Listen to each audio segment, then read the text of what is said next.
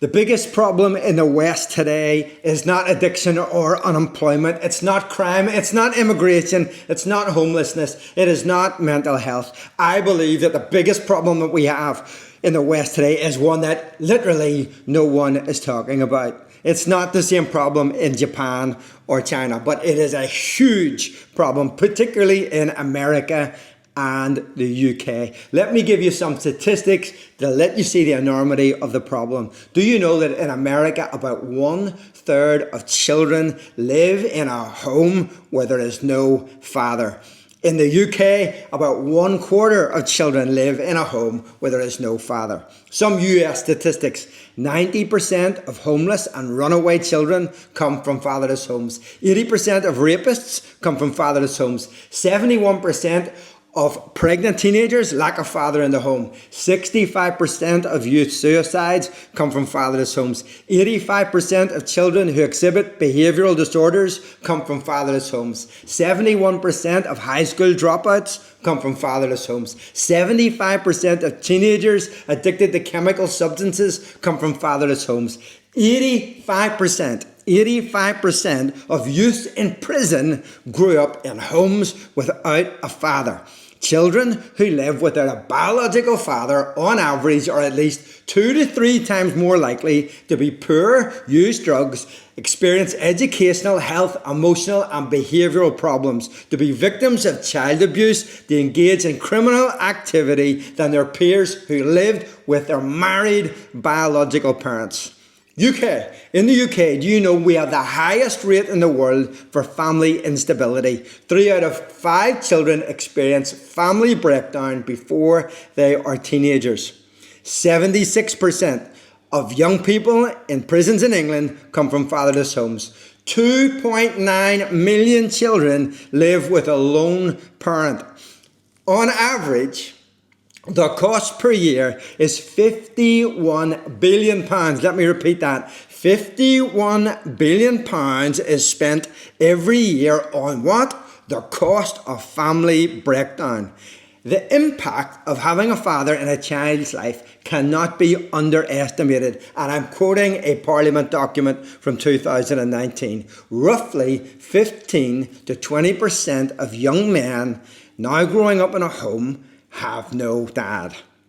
We have a fatherless problem in the West. Our biggest problem is the absence of the father in the home. That's why our jails are full. That's why many of our young people are struggling with addiction. Whose fault is this? Is it the fault of the government? Honestly, stop shifting the blame and take responsibility for your own family. Take responsibility for your own life. And church leaders in here, we need to model something, and we need to do this quickly. Our education system and our churches must promote and protect the family unit. Build stronger men and build stronger dads.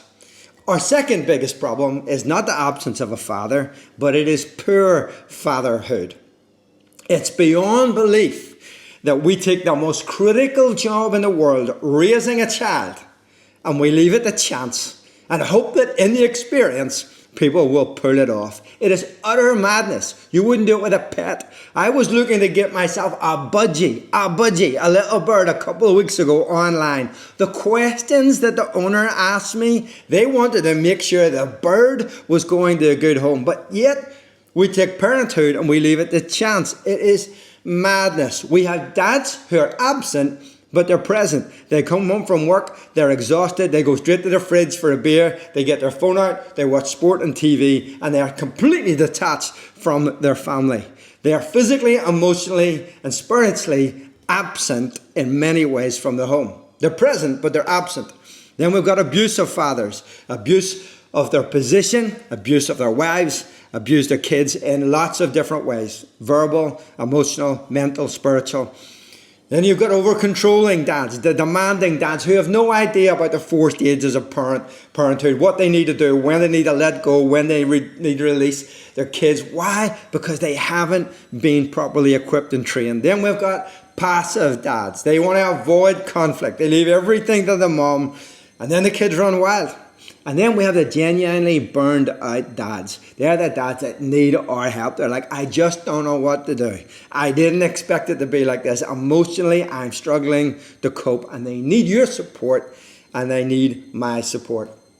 Some little things to finish this off. If you're in a church, don't contribute to the problem of fatherless homes and strong fatherhood by being passive to the problem.